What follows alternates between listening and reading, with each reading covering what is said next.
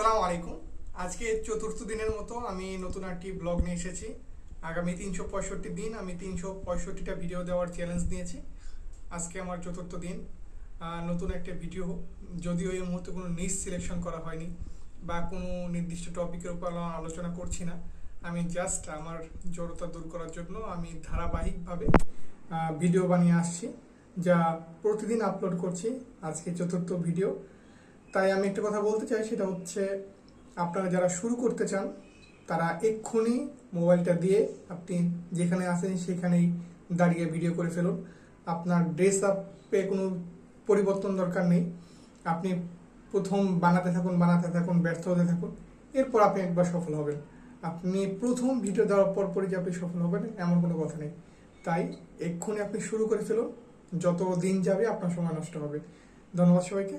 আসসালামু আলাইকুম ওয়া রাহমাতুল্লাহি ওয়া বারাকাতুহু।